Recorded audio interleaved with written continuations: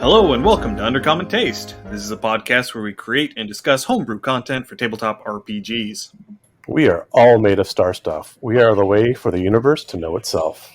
I'm Ian Woodworth and I'm joined by my co-host James Daly. Today we have two very special guests with us, Pat and Lee from, is it DieselShot? Indeed. That it is. Oh, if you prefer, DieselShot works as well. No, it does not. From DieselShot, the co-creators of the new sci-fi space-themed TTRPG Changed Stars. Pat and Lee, welcome to Undercommon Taste. I feel very welcomed. Thank you so much for having us. Yes, thank you for joining us. So would you like to start off by just giving a little bit of an introduction, tell us who you are, what you do, that sort of thing? Yes. Well, so you see, I'm an angel and she is a demon. I always tell the truth and she always lies, and these are our riddles 3 to pass our doors. Indeed. What Lee said was correct. To get to the other side. All right. But yeah, so I am Lee Leonanchek. I've published a previous tabletop role-playing game that was kind of a fly-by-night, Aquadiesel Age. It's a D100. If any of you in the audience, I suspect you may be, are game designers, you might have thought, if I made my own game, this is how I would do it.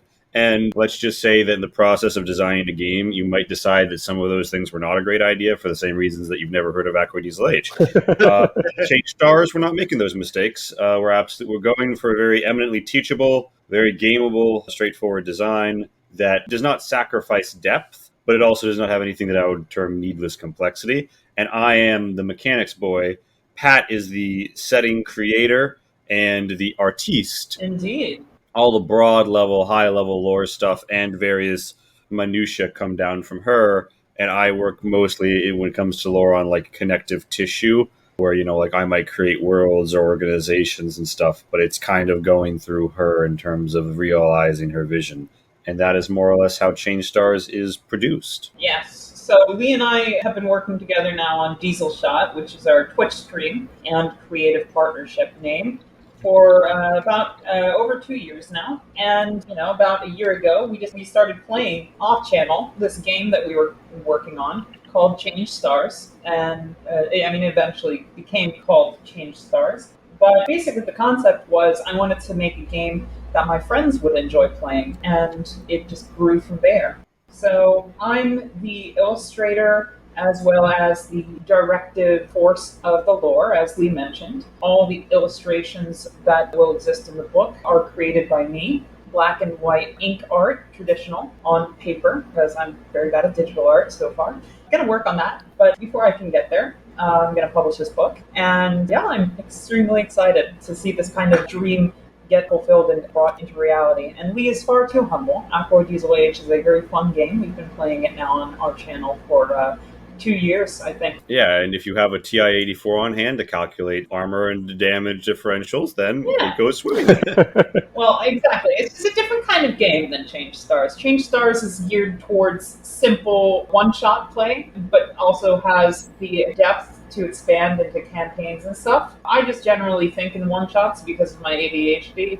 I'm like, how can I make a short, succinct, single night's worth of gaming and not think about anything much broader? But if you're a campaign aficionado, then there's certainly a space for it in the game as well. Yeah, we run short campaigns of the game. It's pretty fun in that format. One of the things that we're focusing on tidying up as we go out here is like the different ways to build your character and progression over time. I would say that the game is equivalently fine for campaigns as it is for one-shots, but if your group is used to an environment like Shadowrun or D&D, and you're really in it for like, I'm planning for the day I'm going to be level 20, well, there is a bit of that, but it's not going to take you 2 years of playing it to get there. So if you want that to be indefinitely dangled before you, it's not going to, depending on the rate of XP, it's not going to take you forever. I think I like that you've made that consideration, because that is a huge issue. Is everybody, initially does want to go and run. Like with D&D, they do want these long, epic campaigns, but then life happens, and people can't show up to a table, or things go, or cars break down, or new relationships form, or there's babies, or, just anything happens. And so those are kind of harder to manage. So the concept of like a one-shot, or being able to link a bunch of one-shots together to make a campaign, I think is going to make this game a lot more accessible accessible to people. Yeah, and I mean, one of the things that we think about when we look at other games, we're like, what are the major barriers to actually getting this to the table, to giving a run of it? The more information that you need to have absorbed and digested before you can begin to throw the dice, the greater barrier there is. And let's be real here. One thing that indies will sometimes make the mistake of is imagine, well, if you build it, they will come. It's a dumb phrase that doesn't apply to anything in the tabletop space, particularly not now and also not in the past.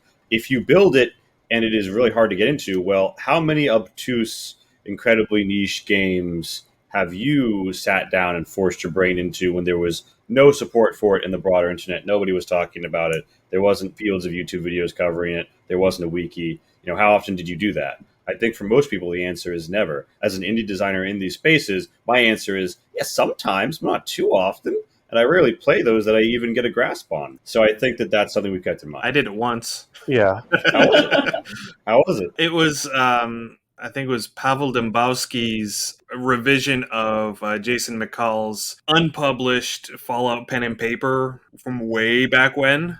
I think the first Fallout tabletop I played was using that. Is that the one with, like, you can download the PDF and, like, the main site's in Russian or something? Yes. It's Russian, or I want to say it's Romanian. Doesn't it have... It has percentile damage resistance, doesn't yes, it? It has... I love that. Like anything, like the automatic weapons, they literally have an equation that you have to fill out in order to figure out how many bullets hit your target. And you want to know what the best part is? That game actually is quite supported because it has a wiki that seems, if I recall correctly, a few years ago, it had a wiki that had most things on it, and the manual was actually like kind of well laid out compared to some of the things I'm thinking. Yes, that game. That's the shallow end of the pool. And Pat, if you've ever been wondering what we played when Max references the old campaign with the conductor hat, that's what Max did.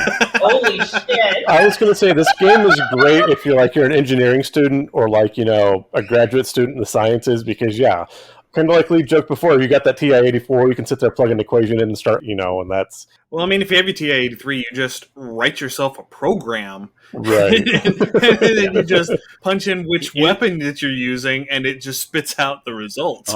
Now, in its defense, and this is a very hot take on Twitter these days, if you ignore lots of the rules, like I'm pretty sure Max did, it's a perfectly fine experience. But as my goal as a designer is to ensure you do not have to, refix my game, because the eternal phrase, oh, it's great if you have a good dungeon master, means, the designer didn't really do a good job, and you're going to have to cover for him. And that is not what I am trying to put out into the world, because we don't want to be a one-and-done, bang-off Kickstarter that sits on a shelf, unused, collecting dust, or comes out once, and then never again. We want adoption, we want a teachable game, we want a learnable game, we want people to talk about and play our games, and that means that if you don't have an established IP, or, your company's name doesn't rhyme with Slidgers of the Boast, you can't just trust that people are going to pick it up and give it the old college try and fix it themselves. Right. You got to hand them something sleek, something sexy, and something that's going to be in your face, explaining itself swiftly without being super simple or utterly derivative. Yeah. Without rambling on like me when I'm high. I think where we're coming with a lot of this too is there is, even just outside of TTRPGs, but just, tabletop board games in general, anything more than a couple page pamphlet is going to be too much for most people. I mean, you pick up something like Yahtzee, and people love Yahtzee, and Yahtzee is, okay, you sit there, roll the dice, and you kind of count out. Or Monopoly. Monopoly is fairly easy to pick up. And I've seen some board games where, it comes with a small novella. I'm one of those ones that I do enjoy reading that kind of stuff. I was the one that when I'd get the old NES games, I'd actually go and read the lore booklet for things. Oh, there's a lot of lore change stars. Don't worry. But I understand that I am the odd one in that case. So the fact that you guys have brought this in mind and have kind of made this user-friendly, as we would say, says a lot to your forethought in your game creation to start with. So awesome. Yeah, I mean, it's not my first rodeo, and I definitely didn't do it this way my first rodeo, but I'm trying to keep it in mind. We'll see what the execution looks like. In terms of the board game sphere, I think it's Fantasy Flight Games. At first, I was like, why is it this way? But then I was like, oh, no, this is brilliant. They'll have a much smaller book. They'll have a quote-unquote rule book. There'll be a rules reference, and there'll be a your first game pamphlet that is like small, right? Right. You'll pick that shit up, and it'll tell you, here's where you put all the thingies. Here is what you will do on your first turn. Here's what you will do on every turn thereafter. And it will walk you through, page by page, sequentially, the play of the game.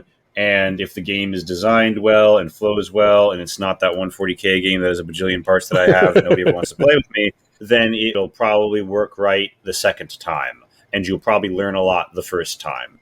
And I don't think that that's unacceptable, but I do think from a board game perspective or from like an overarching mechanics perspective, like you don't want people to have more than one quote unquote learning session. Let me put it that way, right? Like you may still be learning things, but for me, when I was redesigning the spaceship rules for the fourth time, I was like, if you can teach this to somebody on their second session of Change Stars, that is acceptable, not ideal. I think we've got down to a first session teach.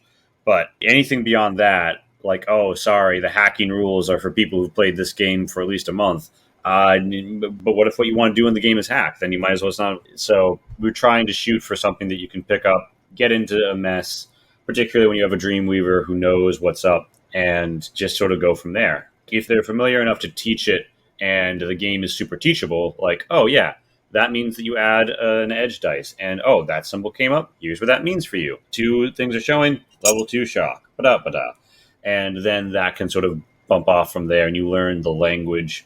You understand the concepts. And then hopefully before long, you're doing things like, well, I got a twist. Could I use it to do this? And maybe that's not technically speaking one of the default twists, but we make it clear that those twists are examples, right? Twists being you succeeded, but you also get an extra success so you can do something on the side with it, a stunt, if you will. Gotcha. So we'll try and get into talking a little bit more about the mechanics here in a minute, but can we just start off, backpedal just a minute, and for people who may not be familiar with Changed Stars, what is Changed Stars?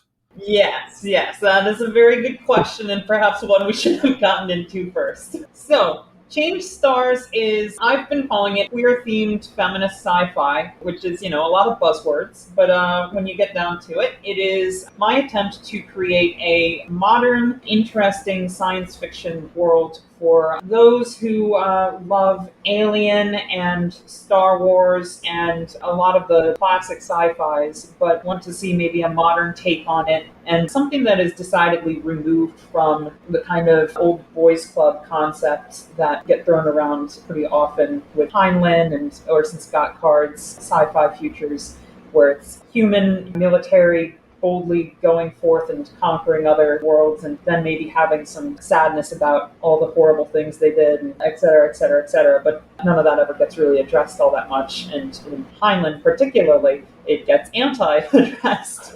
So I'm basically trying to create a science fiction future that is post-patriarchal and focused on the fledgling union between different divergent factions that have come together now and are hoping to just kind of live their daily lives in space and help each other out. And that's kind of the broad scale of things. And on the nitty-gritty scale of things, your average gameplay in Changed Stars is more or less exploring the world and doing small space-related things that overcome challenges and perhaps put everybody else on a better foot. So there is a lot of lore, and I am an absolute world-building buff, and I've done so much dense world-building that I'm going to have to section some of it off in the, you don't necessarily need this to play, but if you want to know more about the Thren cuisine of their various original homeworlds or the Rastian languages on this given home ship, you can actually find out information on that maybe more towards the back of the book. Because you don't necessarily need to know actual linguistic stuff to play this game. But it's there if you want it. So the overarching history of this world is that, in the far-flung future, about 200 years from now, humanity is a spacefaring species. We kind of piggybacked on some precursor technology we found and didn't talk that much about it. And after a while, the kind of well-intentioned coalition governments that formed the old world powers collapses, and Mars takes over, and the Martian Empire declares itself the human empire after conquering all of human colonized space. And because this is some sort of militaristic junta, they need to continue fighting and conquering in order to maintain the social structure that they've built. And essentially, it is disgusting imperialistic force that goes off and does all those horrible things Heinlein said were great ideas back in the day. And then they try to clone Ender's Game on a peaceful insectoid species that they find. And the insectoid species fights back and is joined by an ally of their own. And pretty soon we have the sister species alliance formed of the insectoid Mirai and the kind of tiefling-like Thren, and they actually beat back the horrific fascist empire of mankind and attempt to help them rebuild. And over the next 50 years, there is a kind of transitional period between government that formed to oversee this change, and then by the end of this 50-year period known as the Great Transition,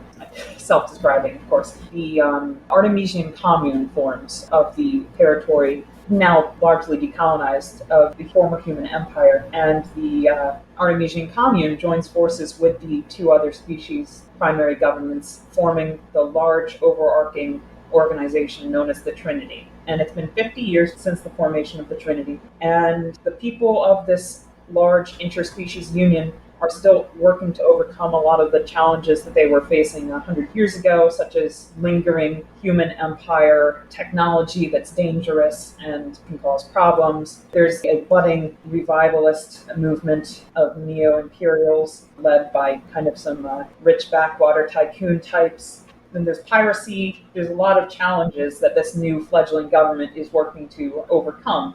And that's where the player characters come in. Largely, they are servants of this government in one shape or form, be they space truckers trying to get medicine to far-off, unsupported frontier worlds that were left behind by the Empire, or if they're pirate hunters, or any number of different jobs that they can do. But basically, it's kind of like you're an actual person, not some gold bikini space hero, and you're trying to, you can actually have the gold bikini, it's probably high Thren fashion, but you're not some sort of dedicated space hero, you're an average everyday person trying to get by in space. No, I like that. Certainly, and there's opportunities to build different characters and to create different sorts of parties or up XP your character, but yeah, the default assumed scale is you're a regular person in space and some shit's going on. Ordinary people doing extraordinary things used to be the tagline. No, I like that. That's kind of one. I see the opportunity to kind of discuss a lot of political commentary and social issue and philosophy within the game, which I think is great. I'm kind of reminiscing that scene with Gandalf in Lord of the Rings where he talks about, it's not great power that changes things, but it's the small act of the simple people and love and all that stuff. That's really the fundamental force. Exactly. So, yeah, I think that is a good theme to have in games a lot of the time. Because, again, not everything is Dirk Squarejaw coming in and kicking in a door. As much fun as it is to have Captain Dirk Squarejaw from time to time, that's not every game. Exactly. Yeah, and there's plenty of games out there that do give you the Dirk Squarejaw experience. And those are super fun and amazing, and you should totally play them. But, sometimes you need something different. Sometimes you don't want that power trip. You want to kind of earn that feeling of reward, coming from a low-powered situation and still surviving and overcoming the challenges that you're thrown up against. Now, with your lore building in the game, I grew up reading old pulp sci-fi, Clark and Heinlein and Pornell and lots of these. I do see some possible influences, like you talk about this 50-year reign with the possible tiefling-type race. Have you read or any influence maybe by like Childhood's End? Or you've got your three species, so I was thinking maybe something like a StarCraft or even a Stargate, like Atlantis type thing, where you've got the three inner working species. Seems to be a common theme with a lot of sci-fi stories that tends to work really, really well. And I was wondering where you drew your inspiration and influence from. Thank you. There's a large quantity of influences going in here, and it would be reductive to say that any one thing is what I am basing these dynamics off of. And there's more than just three, although there's definitely kind of the main three that are in the Trinity. There's a lot of different alien species that you can play. All the alien species that are going to be covered in the core book that are sentient are going to be playable, except for three, I believe, which we're kind of saving for expansions. Oh, awesome. But like basically the fact that you're what we might consider a monstrous looking species, such as a two-headed shrimp centipede creature with a central mouth, that doesn't mean you can't play that species. That's called the Musewai, and they have their own place in space. A lot of them are pirates, but a lot of them are also merchants and functional members of the Trinity Society. And just because it's a weird looking to you species, it's still going to be very playable. So yeah, let me talk about influences instead of going into my nitty-gritty biological love for the Musewai. So yes, I've read all those classics. I read a lot of Heinlein. Stranger in a Strange Land is pretty good, I think, up until the end. And, there's a lot of influences of a variety of sorts. I obviously must mention the classic feminist sci-fi greats who have inspired me. Terrible names. God, sorry. No, there's a lot of inspiration. But yes, I've also been inspired not just by classic sci-fi. I've also been inspired by, some of the contemporary stuff. StarCraft, for example, you've mentioned. There's kind of a similar dynamic. Mass Effect is actually kind of a big one for at least the Thren, inspiring them. They're not off-brand Asari, but, there are some similarities in their dynamic as the kind of peace-oriented, alliance-forming type of people. Also, they're very androgynous species, by human standards at least, and by rat standards, and by a few other species with more sexual dimorphism. For instance, the Veer in this setting are very sexually dimorphic, and they also think that the Thren are quite androgynous, but the Thren don't. There's a lot of inspiration from, Ender's Game is obviously a source of insectoid species with kind of hive mind functions, eusocial. But more than Ender's Game, there's the Humanx Coalition series of books, and a lot of this is also just inspired by my own personal tastes and interests, and also, this is going to be a strange one to throw out here, but Lego. Okay. That was an unexpected curveball, but you have my curiosity, so awesome. I grew up a huge fan of Lego, and my all-time favorite Lego theme when I was growing up, this was like the early 90s, they were literally straight up called insectoids. I remember and they were those. I these remember fun those. people with cool, nifty space bobblehead helmets, and they had insect-themed Lego spaceships, which were very fun to me as a kid. That's actually somewhat how I have my middle name.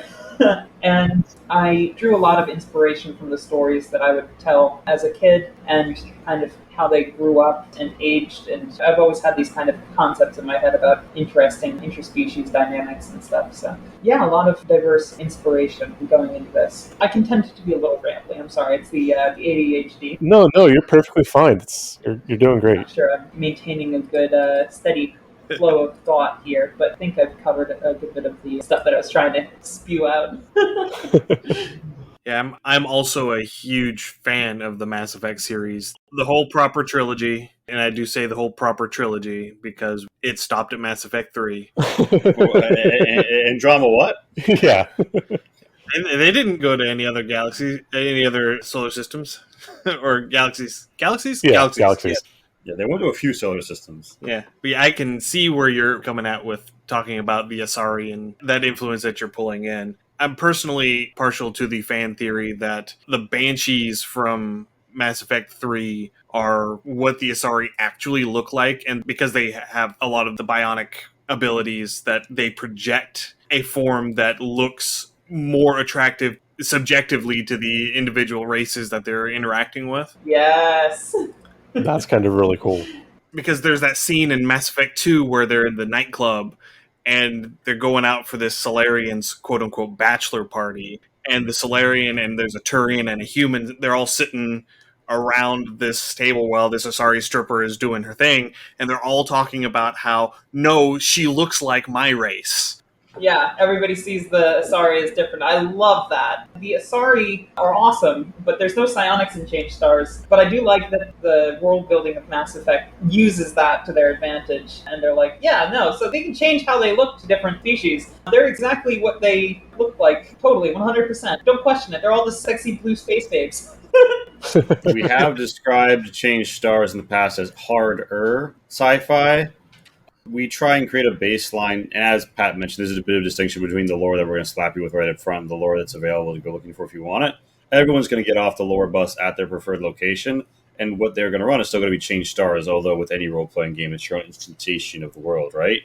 And so we have things that hew closer to like extrapolations from real science, but a friend of ours ran one of the longest Change Stars campaigns I'm aware of with us off-stream, and it featured force fields and tractor beams. Fun fact, neither of those are features of Change Stars. They're not in the lore and basis for them in what we see as like the quote-unquote predictable, understandable future, right?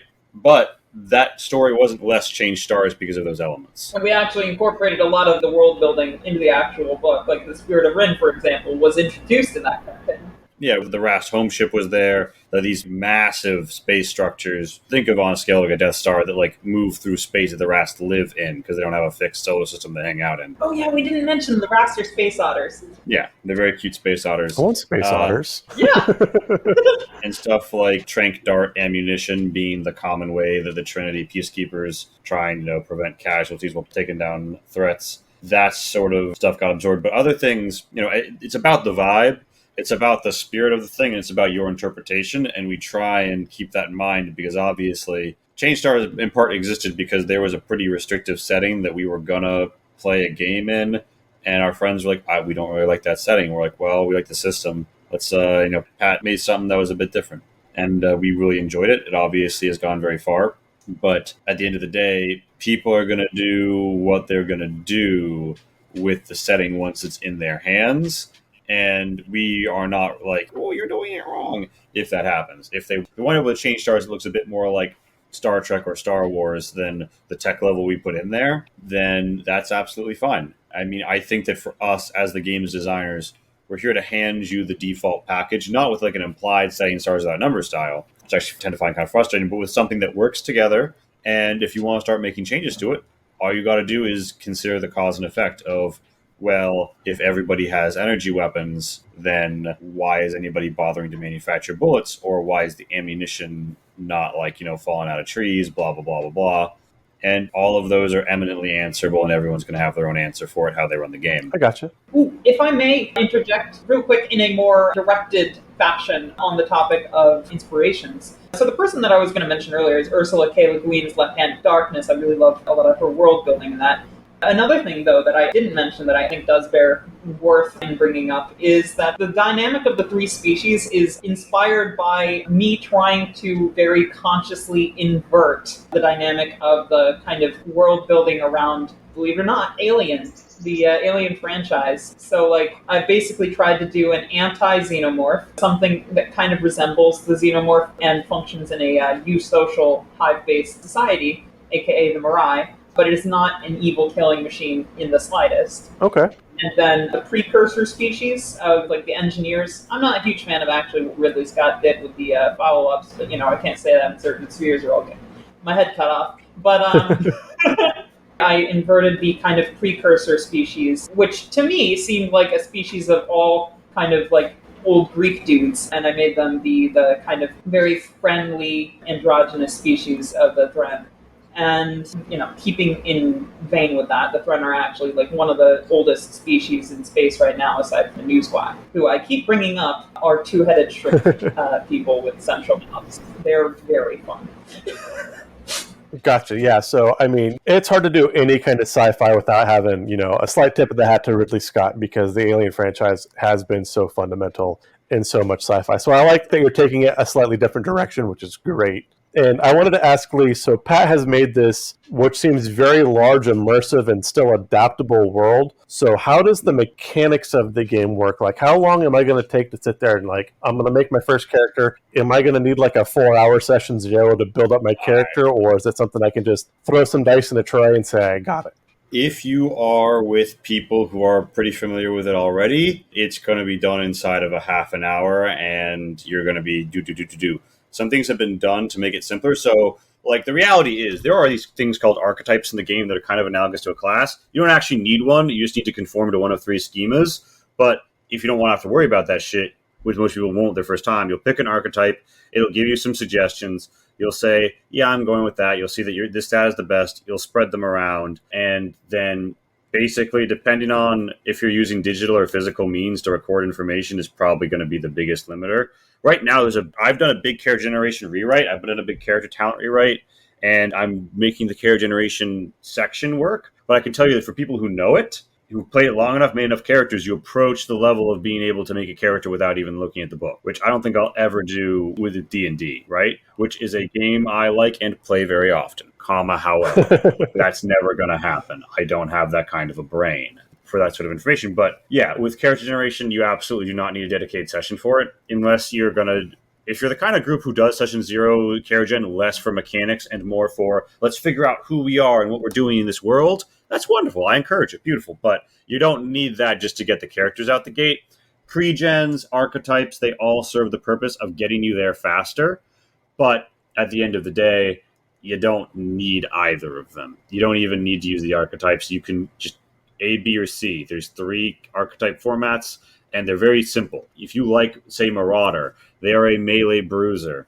Maybe you do not like one of their skills. That's fine. You swap out Resolve for something else. As long as you don't change the number of tag skills that archetype is giving you, you haven't violated the schema, and that's true for all the archetypes. So you can always do a simple one-to-one replacement. If you're like, I don't want a talent from this tree, I want a talent from this tree, boom, done. As long as you're cutting in at level 1, you're fine. Nice. Yeah, so it's very, ideally, in my like wet dream of how this is going to work, you might play a pre-gen the first time, maybe you'll see the archetypes and be like, no, I can do this. And it's a very nice, well laid out section with 5 simple steps. And like step 5 is like pick a gear package. So 4 steps. That's your first time. Your second time, maybe like, I like this archetype, but my concept of this character is a little bit different than that suggesting. I don't think that they would shoot people. So I'm going to put away ballistics. I'm going to take melee. I think they'd fuck people up. I'll put a few more stats into resilience for that. And then by the third time, you're fully swapping and swapping them. And then you might even just look at the back to be like, okay, well, I know how to do a substitution character generation, but how do I just do this from the ground up? Because what I'm thinking of as like, my Space Dominatrix character or my like Space Tiddlywinks Pro or my Space Billiards Ace, they've got something fully unique to them, and I'm not going to roll with an archetype that already exists. And you're going to be able to put all that together. And ideally, that's going to happen within a few creations of character. And ideally, we're going to get you playing the game long enough to do that a few times. Yeah. Well, one thing I would just say, kind of to sum that up, is Change Stars really is a game that you can do a one-shot of. The GM probably has to do some prep, but the players really don't. It's going to take you 10 to 30 minutes to make a character tops, and you can do that right before you start, and you can spend the next 4 hours having a blast in space. Awesome. I was going to say, it sounds like this character creation is really modular, which makes it kind of easy, so that is also a great joy to hear, because again, sometimes character creation can really be a slog. So, I mean, if it's just, hey, I like this, I like that, and it's just an easy thing to convert, then awesome. Yeah, that's what I'm shooting for. I want this to be quick and easy, but with build freedom and depth. And customization. You can make very particular builds, and so there's talent trees, but they only go up to level 2. And the only requisite is, there's like 6 to a tree, right? Okay. 3 tier 1, 3 tier 2.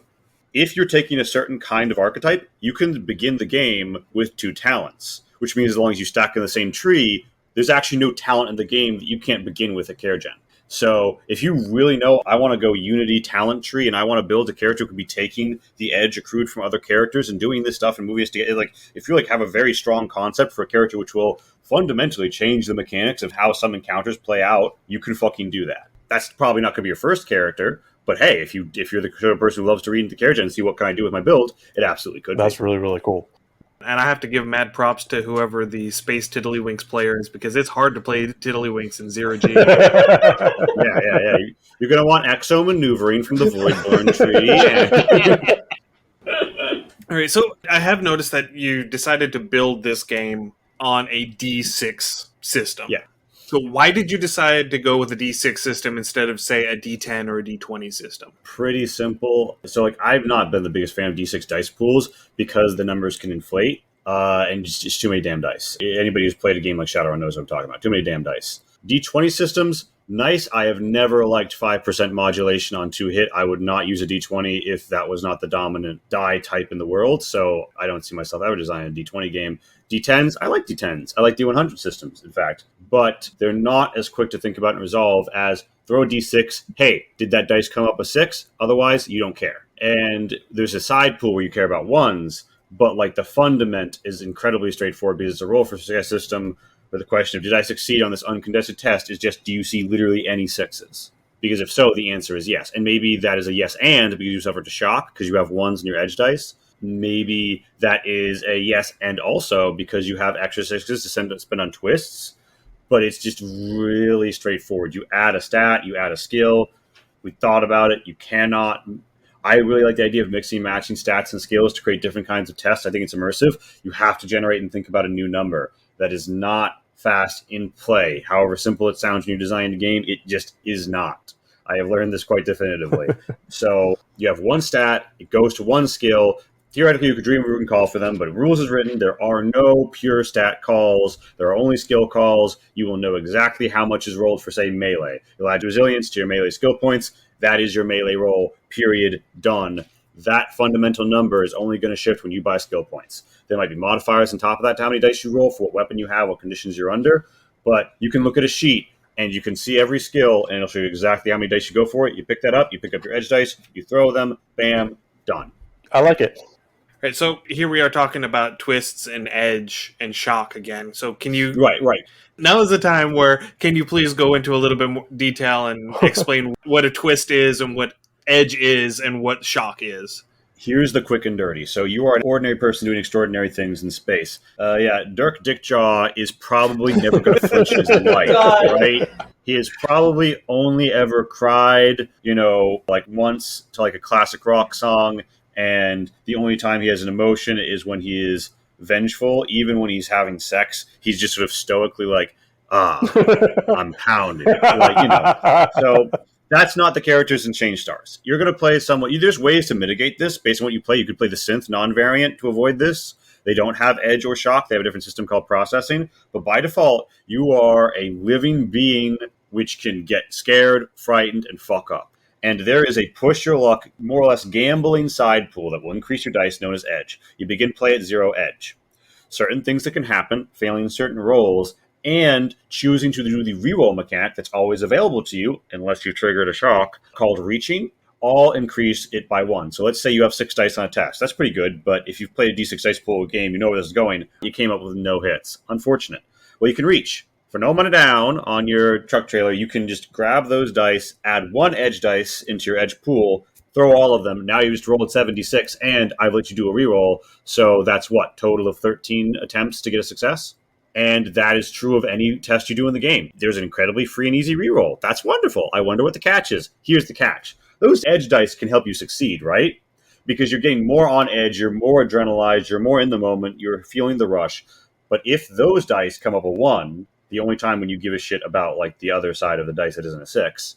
If the edge dice come up a 1, you have suffered a shock. How many ones are showing depicts the level. A level 1 shock is normally something like you do like a vague fuck up and you give edge to those around you because like, oh dude, what are you doing? And you're like, no, sorry, I'm pushing stuff over, like something's happening, I'm freaking out, but I'm getting the stuff done. Maybe you drop something, maybe something like that happens, but it's not going too bad for you yet, but you do have a -2 until the end of your next turn to a relevant test of whatever you just did. So if you shot a gun and got a level 1 shock, that's a -2 to your next shot as you're trying to regain control and focus. If you were piloting, same thing there. Trying to fix stuff, maybe the next time you go in to fix stuff right after that, you're having a bit of a time. Tier 2s is when you start to do things like ammo dump, drop your weapon, sort of freak out a little, and gain edge more. So you've shocked yourself and you're gaining more edge. And Tier 3, we're talking going catatonic, completely just hiding in a corner, out of the action. Tier 3 plus is you are out of the action for more or less the scene, if not longer, unless someone comes along and gives you a communicate test to try and snap you out of it. And maybe that's an option, maybe that's not, depending on what the shock winds up being. There are suggested shocks, and there's a default shock, so you can run it very quick and easy.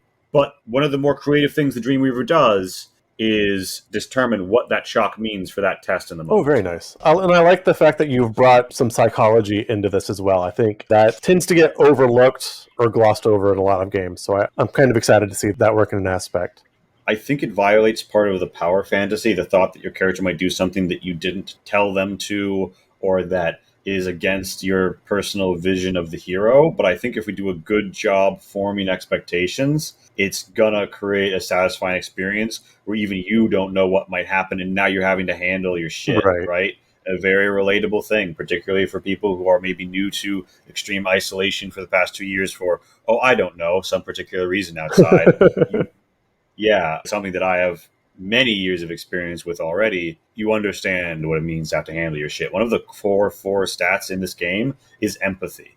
And the skills that govern are communicate, insight, and resolve. And resolve is like your force of will. Certain tests will force a shock on you or force edge on you. Like if you're taking suppressing fire from an automatic weapon, that shit's scary. Oh, yeah. You're suppressed. If you're lit on fire, you're suppressed. And when you become suppressed, you have to make a resolve roll. And there are ways around this. If you're like, well, my character is very low on empathy, but they're very steely, there are talents you can take that can shift it over to your cognition stat and your scrutiny skill test to be able to rationalize and get your way through what would be a resolve test for you otherwise, but you are burning a talent on that. By default, living creatures are frightful and need to handle the dangers of fire and bullets and electric shocks and shit like that. And if they cannot emotionally take over that in the moment, they're going to suffer consequence on top whatever damage was done to them. And that is something that we think is going to give an opportunity for a different form of character and a different type of ideal to shine through. Like, there are support things that are going to help you get people through their shock, but maybe if you fuck up your attempt to help them, you have to suffer that as well. So there are some risk-reward talents there. There are some risk-reward builds. And there is one type of build which literally, if you have the talent, an ally within a certain range gains an edge, you can take that edge instead. Nice. Yeah, which, as you can imagine, quickly builds your edge, which, this is going to sound a little weird, but y'all are familiar with, like, Final Fantasy limit breaks, right? That's sort of a anime moment thing. Oh, yeah, the fun part. There is a mechanic in the game called an edge break. You get it from your archetype. Right now, you just have one for your character's whole existence. We're talking about as a long-term progression, letting you get more edge breaks in your arsenal. But basically, you do something impossibly cool stroke badass. Like, let's say you do 3 pilot maneuverings at once. Or you shoot your gun, and rather than having to roll, every dice you'd roll automatically comes up a success because you have dead eye. Or you have, you are already dead. And yes, you did used to be called Omeo Amoi Shinderu. People complained until I changed it, but it gives you an automatic hit on a melee test that you get to make as a side action instead of the main action, which is normally where attacks live. And let's say you also have the Red Typhoon talent. So you're in the middle of people, you activate that, and you just automatically hit all of them for as much as you can. That's pretty powerful, but here's the cost. You get rid of all your edge. It is the release. It is the climax of yourself coming to the brink. You've edged this far, and now it's all over. You dump all the adrenaline on this act. And then you roll all the dice, and anything that doesn't come up with 6 from your edge dice on that roll, after you've enjoyed the benefits of the edge break, counts as a shock.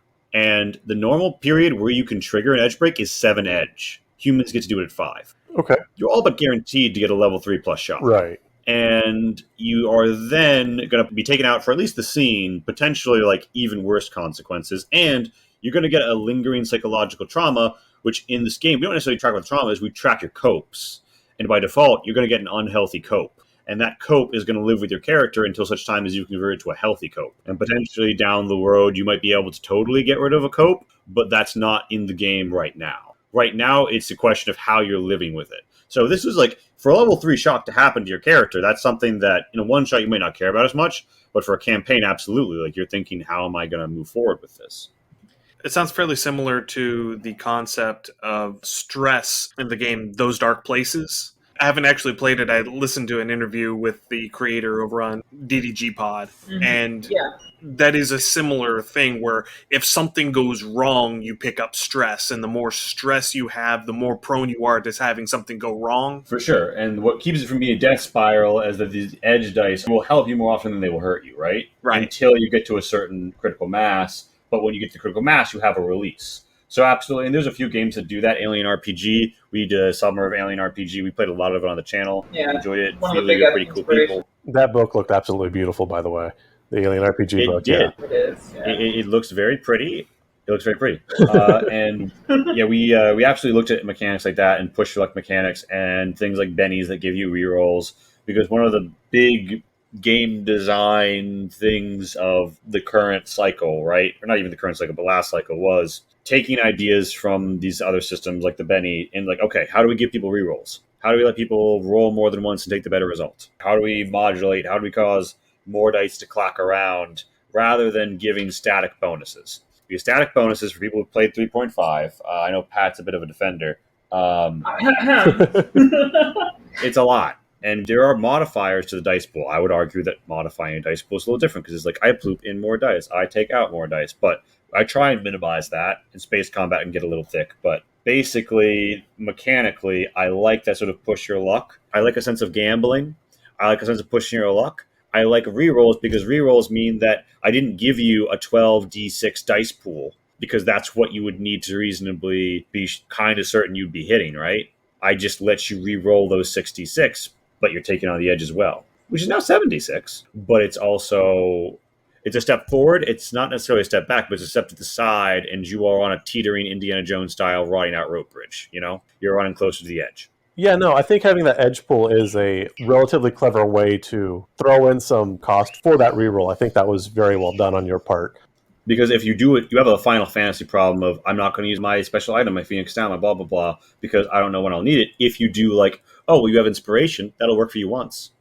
Right. So we've talked a lot about what edge is and how edge can work and, a little bit on what the shocks are. So can we address the twists a little bit? Certainly. As I understand it, you get twists whenever you have more than one success on a test. Correct. So what all can you do with twists? And my big question is, can you bank them or do you have to use them on the roll?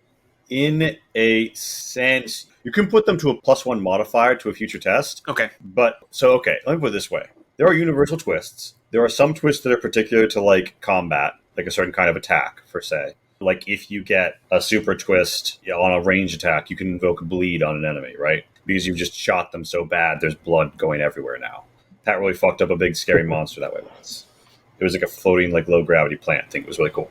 Anyway, there are a few different things that you can do with a generic, like do something faster, conduct stuff more covertly, gain one more edge, look good doing it, gain additional information, give one or more resources to another creature attempting this test. So like because there are no saves as an independent concept, but you could map them if you wanted to in the following fashion. In like an OSR game, let's say you'd have physical evasion, mental saves, right? And if you're, say, playing a Kevin Crawford game, there's the saves you're going to have.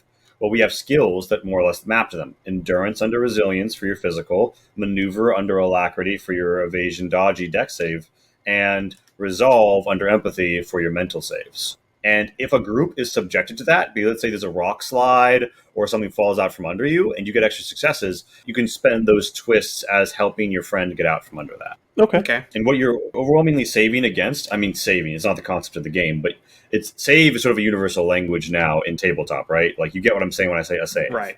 Like in another game, you'd have a save against a trap, right?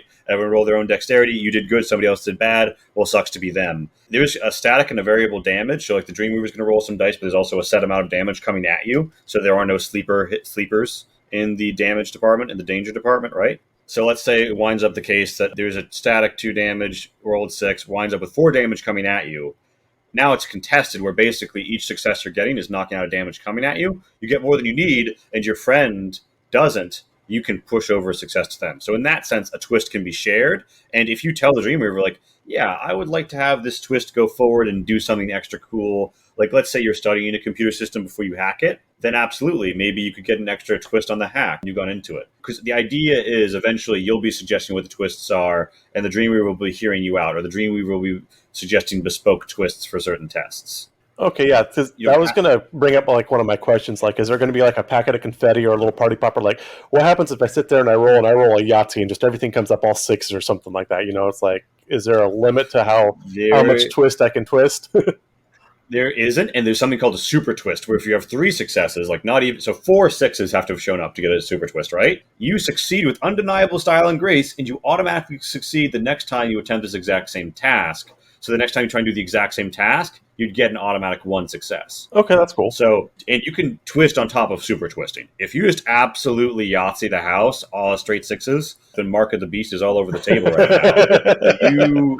You are going to have a great time. You're going to be able to do cool stuff. Okay, awesome. Real quick, coming back to Pat, again, I've really enjoyed the art diagrams that you have in the book. They kind of remind me, again, going back to those old sci-fi where you'd have the pen and ink art in the start of each chapter and stuff like that. Yeah. Is the book going to be filled with art? Are there full pages? Or is it just little clips here and there? Is there going to be a separate additional art thing that's available if we really, really enjoy the art? Yes, actually, there is going to be... Sorry, what were we saying? Should I cover this? Because I feel like this is actually technically my department. Yeah, no. I can do this. So there is actually going to be an art book that comes along with it, and it's going to be filled with not just my black and white illustrations that you'll see in the book. You'll also find a lot of the preliminary art that I've done over the years, trying to flesh out what these species look like and such. So you'll see a lot of the inspirational stuff that I was doing early on, and then you'll also have a bunch of the black and white illustrations, all the ones in the book, in the little art book that we were selling separately. But in the book itself, yes, there's going to be tons and tons of my black and white illustrations. Basically, we're just going to try and give you an illustration that shows you what everything looks like for pretty much everything in the book. I've already done a massive quantity of illustrations. We're going to fit in the book any way we can.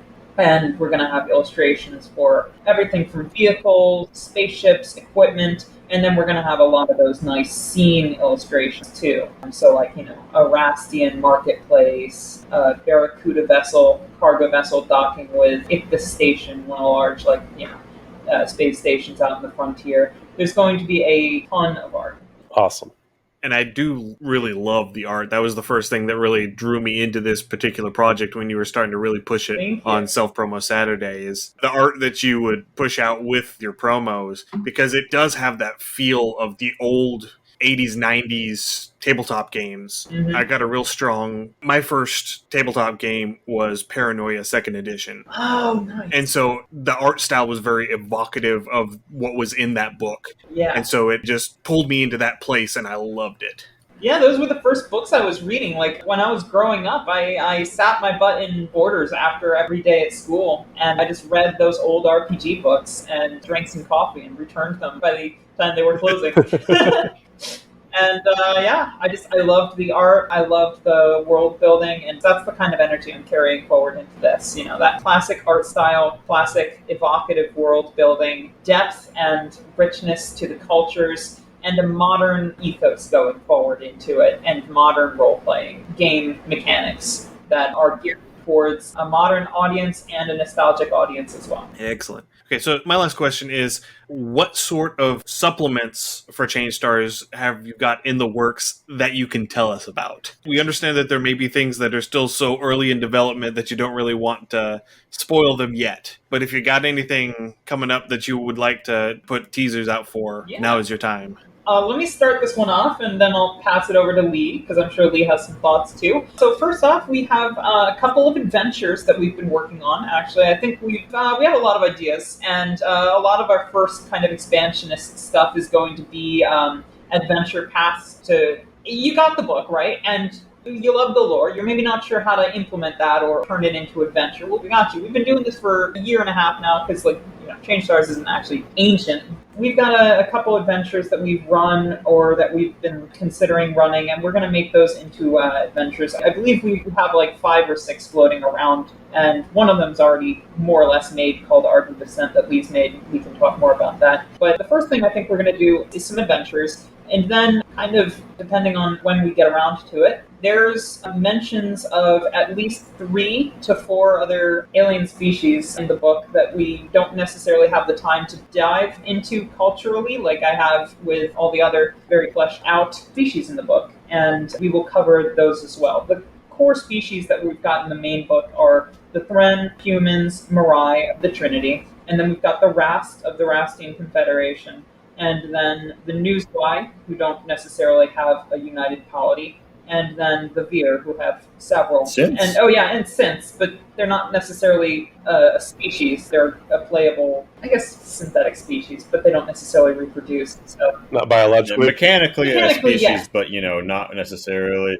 Not as. Yeah, but then we'll also be expanding on a couple of the others that are in the backstory or like on the periphery. And there's a whole... Space is huge, and everything that you see takes place in a small portion of the Orion's arm. So there's other parts that we want to uncover as time goes on, and we'd be introducing some other species like Lee's pet species, the bees, the moose token, and maybe some others. Yeah, it sounds like you guys are bringing a ton of depth to this, which is really exciting to hear. Oh yeah, there's a lot of world building. We just have to make sure that we parcel it into bite-sized pieces.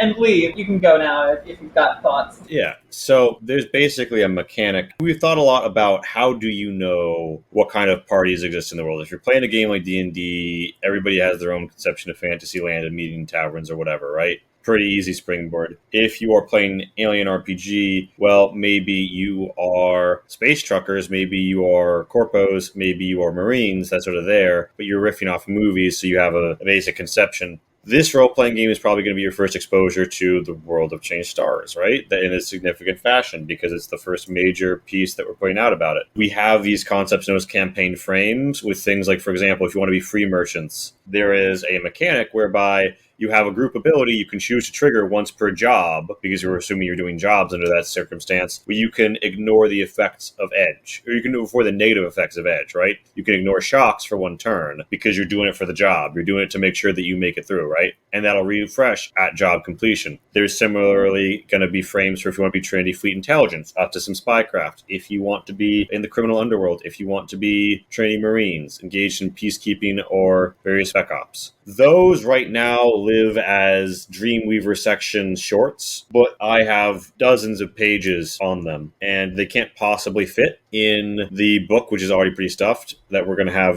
physically printed. So we are probably going to, in the future, be looking to, in terms of splats, in terms of extra content, put out dedicated splats that are things like, here is the extended space splat, your scientist splat, right? If you want to be a research vessel and do research science stuff because you want kind of like a Trek vibe, where you're all bridge officers or special people all board this ship, or you want to do lower deck stuff, that's going to be its own. And if you want to do marine stuff, the Spinward Front, that's going to be its own, et cetera, et cetera. And it'll be an expansion on it. There'll be things like extra weapons, extra gear, very specialized stuff that we kept off the main gear list to not clog it up. That sort of thing is going to be there. If you want more weapons, if you want more ships, if you want more NPCs, generic or special, you're going to be able to go to those. We don't have any strict timelines on those. One other thing that's in the works is the idea of, I'm assuming y'all may or may not be familiar with Knights of the Old Republic, but the way those games tended to work was you had a planet you started on, a planet or two that you had to go through, right? But then it opened up. You did several other planets in whatever order you wanted. There was an interrupt event between the second and third. And then you actually had a scenario at the very end. I want to do something like that for the first quote-unquote adventure path, which is going to be more like an adventure web. So the idea is I'm going to create a module that has a main quest, side quests, many ways to do it. Where you're more or less, the party is stranded on a planet, you want to get off because it's not a great place to be. And that ends with more or less, spoiler warning for the future, you getting a really cool spaceship and be included into a Pan Orion's Arm conspiracy. And then there's going to be 3 or 4 other Adventure Web books set in other systems, which you can use to run just adventures in that system, or you could use to hook into the campaign. And then there's going to be a climax one after you've done a majority of them or all of them. And they're going to be released as individual modules. So the idea being, if you want a campaign, you can use them as a campaign. If you want a fertile ground to do one-shots off of these side quests, you can do that instead. If you want to start a different sort of campaign, but you want to use it as a springboard, that's going to be an option. And if you don't find a certain planet or conceit interesting, you just don't incorporate that into your implementation of the web, and you don't offer that as a choice for the players to work through. All right. That sounds like some really good hooks, so yeah. Yeah, I'm always a big fan of options. Yes. Yeah, that's the ambition. We'll see how it plays out. We're new to the module writing game. I'm a very improvisational DM. Pat plans a lot, but campaign notes aren't always something that you can turn around and sell like a module, right? Yeah, also Pat plans tend to be long monologues and then vague pinpoints.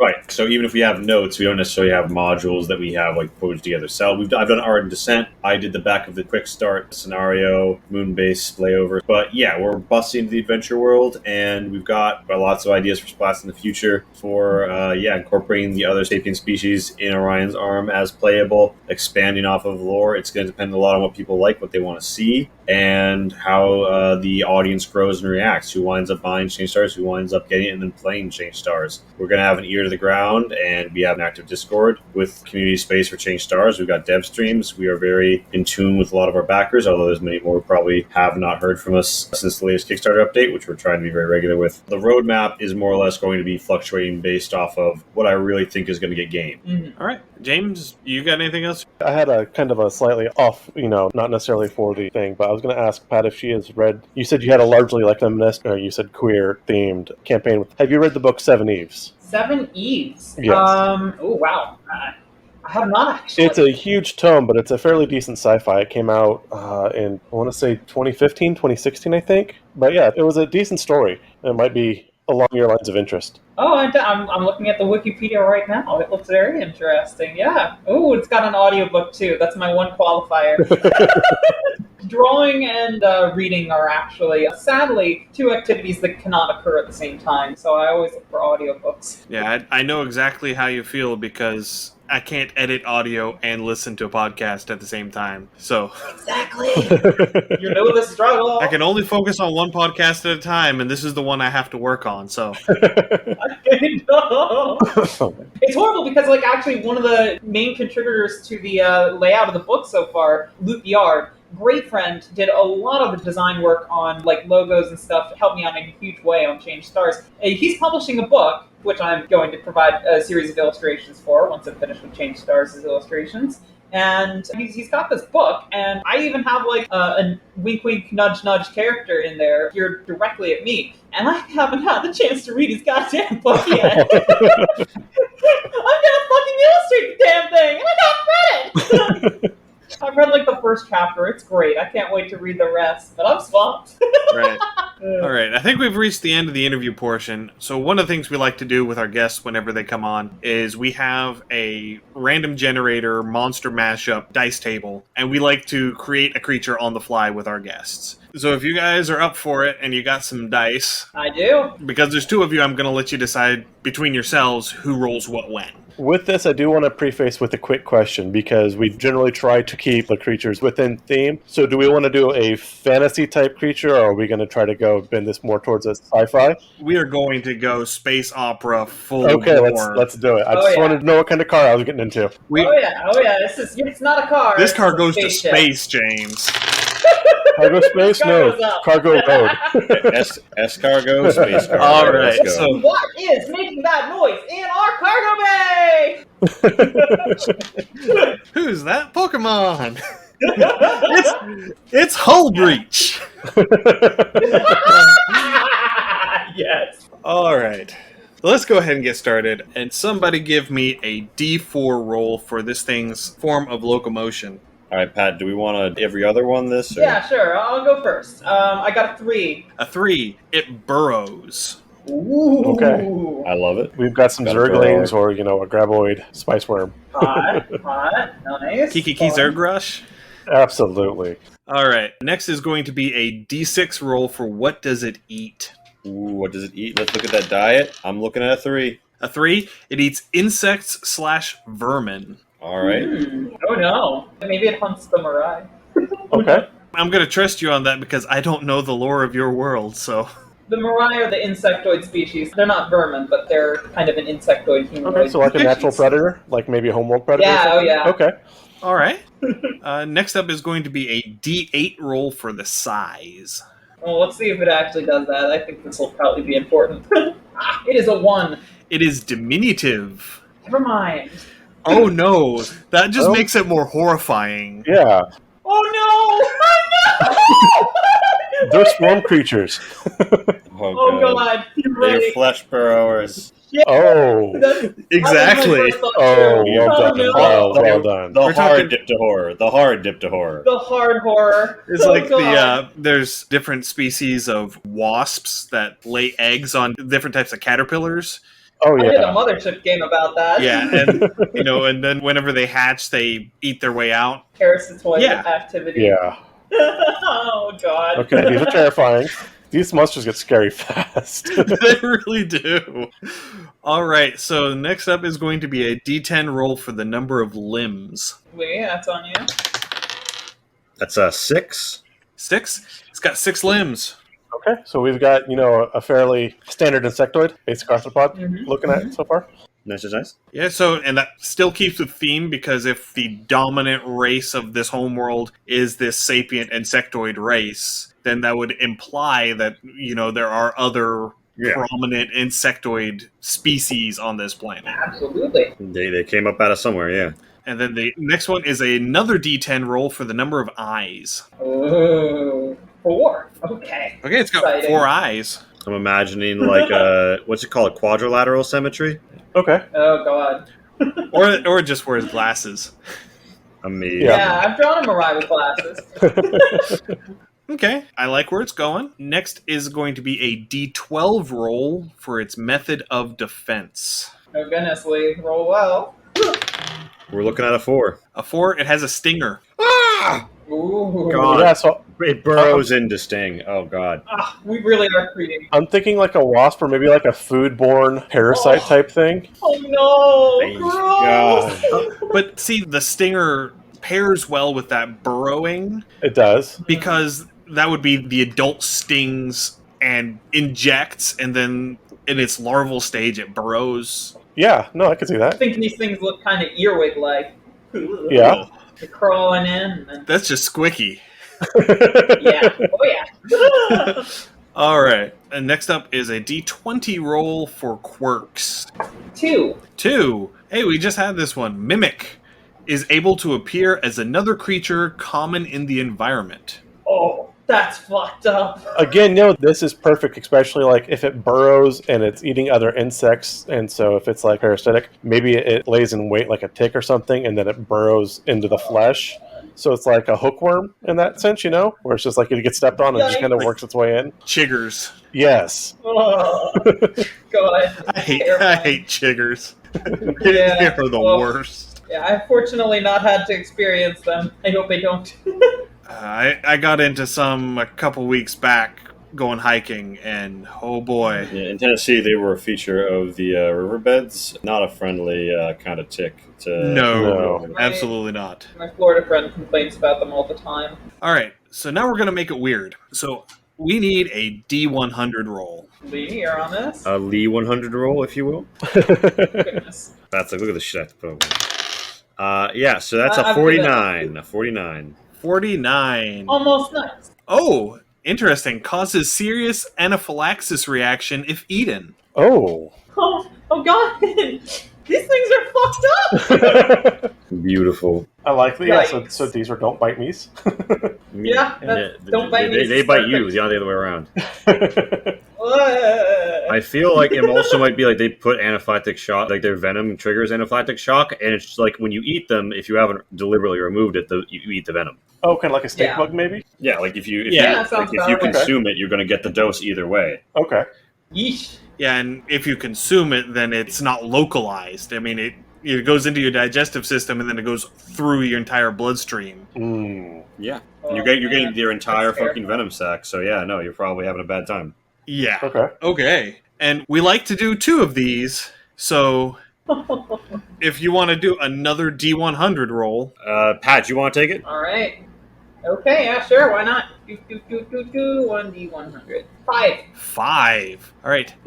Diamatic display has a pattern that can be displayed quickly to startle predators, often appearing as large predatory eyes. Oh. That would definitely be the adult version. Yeah. Yes, absolutely. I'm definitely seeing this have multiple life stages. Which, again, falls in perfect with the whole insectoid theme, so yeah.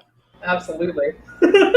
Oh my goodness, this thing's terrifying. We've Yeah. really created a monster. Yeah, we've had some nightmare fuel on this segment in the past. All right, so just a quick recap. It burrows, it feeds on insects or vermin. It is diminutive in size. It has 6 limbs, 4 eyes, a stinger. It can mimic another creature common in the environment. It causes serious anaphylaxis when eaten, and it has diamatic display, so it has the appearance of predatory eyes as a defense mechanism. Goodness. Yikes. So what are we going to call it? I think Don't Bite Me is perfect. I can't think of a better name. I mean, that works, unless you've got something better, Lee. Yeah, that's a great colloquial name for it. I don't know if we wanted to True. try and come up with some sort of a more scientific name or not. Okay, all right, yeah. If we're doing the scientific route, I could say, The venomous don't bitemus. Lee, we need to call Madeline in here real quick. Yeah, get the Latin. Yeah, we can never pull any shit with Latin because we've got 2 people very familiar with the language in our Sunday group. Yeah, we've got 2 Latin students in our immediate group helping create Change Stars, so we can't really fuck around with Latin on the channel without people getting back to us. When she reads this or listens to it, she's probably gonna be horrified. So do like any reasonable scientist, cheat and go Greek. Yeah. Amazing. I would say Undentatus parasiticus. Okay. Okay. Yeah, I like it. Sounds technical. Madeline again is going to freak out, but it's not actually anything real. So this thing's going to burrow in as a larval stage, and then maybe hatch like a wasp stage with the stinger, and that's how it lays its eggs? Oh, I'm seeing it more as the wasp stings and implants the eggs, and then the eggs hatch within. Okay, that works, yeah. Ovipositor style. Yeah. And then when they approach adulthood, they chest burster. They burrow out. Yeah. Ooh, and it probably like targets feet because it probably burrows in the ground in the adult form too, and it must target the lower extremities. Ooh, or if it's a native predator of the morai, maybe it targets their abdomens, which sometimes are low-hanging. Oh, no. Okay, I can see that. Or the botflies, where they look for any kind of like wound, and they just kind of inject the larva into a wound. Fucking Fallout horror stories, yeah. So did we just make cazadors? I think we just made cazadors. Baby cazadors? Oh my god. Talk about absolute terror of the wasteland. Yes. All right. So I think I feel pretty good about, well, I don't feel good about it, but I feel confident that we have reached a good stopping point on this particular endeavor. So another thing that we like to do whenever we invite guests on is to have them give a shout out to someone else in the community, be they a creator, an artist, a streamer, a podcast. Yeah. I would shout out Zin Never Dies, coming to Kickstarter soon. A really cool dark fantasy yet cute system, which is designed to be eminently playable, and also it's got like a really interesting approach to magic. It is by Nemo. Nemo is reading, I believe, is there on Twitter. Check him out. Check it out. It is super beautiful. Yes, it is. Yeah, you actually beat me to it. I was also going to shout out Zin Never Dies, so I have to think of something new. And my go-to when I'm thinking of something new is to shout out my fellow streamers. Obviously, Lee and I run DieselShot, but we have a lot of great Twitch streamers that we work with quite regularly. And if I may break the rules here and shout out to a couple, Milady Saito is an amazing streamer. I'll be on her channel for a special Halloween contest, judging period, the night before Halloween, and you should check out her channel.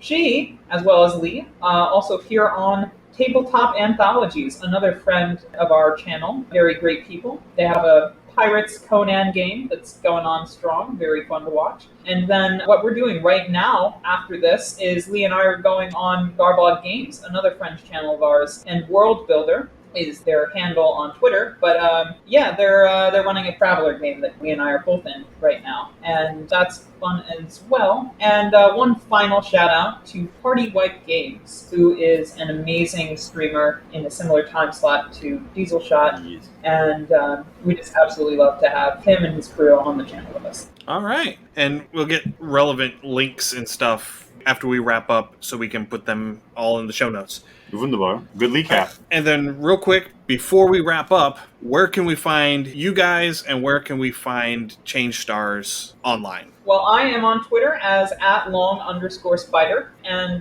Lee, I think you've got everything else. Twitch.tv/DieselShot. Diesel like the fuel. Shot like you shot someone or are taking a shot. ChangeStars.com exists. It's got some links on it. Check that out for Change Stars goodness. And yeah, @long_spider for Pat. @QuadCore, QUADKORPS for me, and @StarsChanged on Twitter for Change Stars. We also have a Discord. Check out Pat's Insta. Yeah, we got an Insta. It's going to be, the art is on Pat's Insta if you want constant drip feed of that. And we have a Discord. It's linked from all those other places I just listed. So just go all my links in my bio or on the website, changestars.com. Yeah, that's it. That's the full app. All right, and we will make sure to get a copy of that URL and put it in the show notes as well. Well, Pat, Lee, thank you very much for joining us today on Undercommon Taste.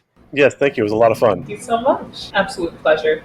And thank you, everyone, for listening to us today. If you have any comments, suggestions, or ideas for future episodes, please send us an email, undercommontaste@gmail.com, or send us a direct message through our Twitter account @UCTHomebrew. I'm still doing our Shakespeare and Insult Page-a-Day calendar-inspired roleplay prompts 6 days a week. They go up on the Twitter account, get cross-posted to the Instagram and Facebook accounts @Undercommon Taste. We're also on Patreon, patreon.com/undercommontaste. That's where all of our free and Patreon exclusive write-ups go every week.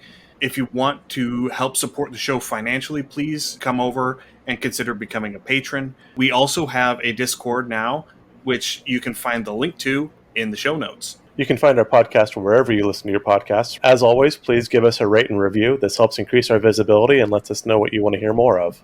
Thank you, everyone, once more for listening, and stay safe. We'll see you next week. Happy gaming. Thank you for joining us for another episode of Undercommon Taste.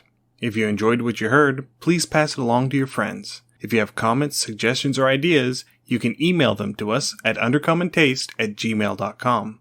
If we like your idea, it may make it into a future episode. You can find us wherever you find your podcasts, and we would greatly appreciate any likes, ratings, and comments you could provide. Find us on social media. We're at Undercommon Taste on Facebook, Instagram, and YouTube, and on Twitter at the handle @UCTHomebrew.